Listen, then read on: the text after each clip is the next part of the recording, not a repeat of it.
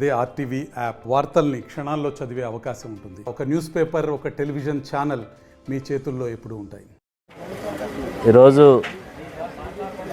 మన ప్రధానమంత్రి నరేంద్ర మోడీ గారి 74వ జన్మదిన శుభాకాంక్షలు తెలియజేస్తున్నాం. పోలవరం నియోజకవర్గం తరఫున పండుగగా జరుపుకోవడానికి నియోజకవర్గంలో ఉన్నటువంటి నియోజకవర్గ నాయకులు, మండల స్థాయి నాయకులు, అలాగే జిల్లా స్థాయి నాయకులు ప్రతి ఒక్కరు కూడా ఈరోజు నియోజకవర్గంలో ఒక పండగ వాతావరణం ఏర్పాటు చేసుకొని ఈరోజు ఆయన పుట్టినరోజు వేడుకల్ని ప్రజలకి, అలాగే ఈరోజు ప్రతి ఒక్కరు కూడా సామాన్య ప్రజలకి, అలాగే హాస్పిటల్ సంబంధించి రోగులకి వైద్య సదుపాయం అందించే విధంగా, అలాగే బ్లడ్ డొనేషన్ లాంటి క్యాంపులు ఏర్పాటు చేసి రక్తదాన శిబిరాలు అందరికీ అందించే విధంగా ఈరోజు బుట్టాయిగూడెం మండల కేంద్రంలో భారీగా ఏర్పాటు చేయడం జరిగింది.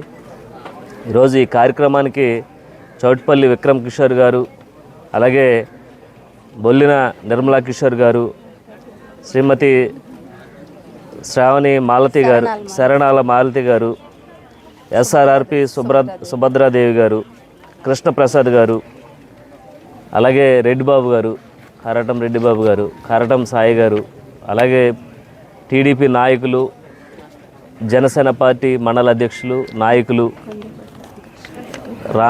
రామకృష్ణ గారు, ఇలాగ అందరూ కూడా ఈరోజు బుట్టాయిగూడెం మండల కేంద్రంలో ఏర్పాటు చేసినటువంటి మెగా సాయి స్ఫూర్తి వారు ఏర్పాటు చేసినటువంటి మెగా మల్టీ స్పెషలిస్ట్ వారు ఏర్పాటు చేసినటువంటి ఈ కార్యక్రమానికి ప్రతి ఒక్కరూ ఇచ్చేసి పేదలకి వైద్య సదుపాయం అందించే విధంగా ప్రతి ఒక్కరు కూడా ఉచితంగా ఈరోజు మెడిసిన్స్ అందించడం జరుగుతుంది. అలాగే హాస్పిటల్లో ఉన్నటువంటి ఎవరైతే రోగులు ఉన్నారో వారికి పాలు, బ్రెడ్స్ ఇవన్నీ కూడా ఈరోజు సప్లై చేయడం జరుగుతుంది. అలాగే ఈరోజు మోదీ గారి నాయకత్వంలో మన రాష్ట్రం కానీ దేశం కానీ ఎంత సస్యశ్యామలంగా తయారవుతుందో మనందరికీ తెలుస్తుంది, చూస్తున్నాం.